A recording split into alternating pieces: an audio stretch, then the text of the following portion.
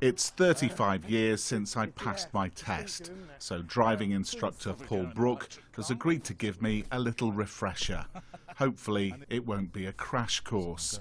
He says that today one of the biggest hazards isn't other drivers, it's the roads themselves. So there's a bad one here. Oh my God, that's horrific. Paul says this junction near his home at Wollaton in Nottingham is one of the worst for potholes. You've got one in the middle there that you can try and straddle. Yeah. And he regularly complains about it to highways. Fortunately, there's nobody at my inside, so I can sort of perhaps steal a little bit of that lane. With a little expert coaching, he gets me on the safest route through the roughest of road surfaces.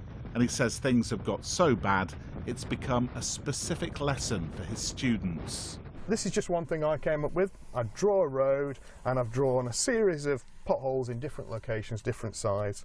And what I'll encourage the student to do is get my little model car and ask them where they would position, talking about the need to potentially straddle that one. That one, we might need to go onto the other side of the carriageway. And then we'll talk about on the risks involved. So for example, if you're avoiding a pothole to the left, the risks of potentially a cyclist at the side of us. I would say quite a few of my students suffer with anxiety. And yeah, it really is affecting them, some students. I just had a lesson this week with a student, and at the end of it, she actually expressed, she said, I'm really concerned about all the potholes, I'm worried about the danger it's causing.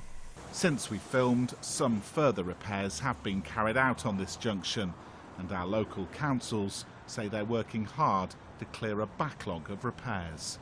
Simon Hare, BBC East Midlands Today, Nottingham.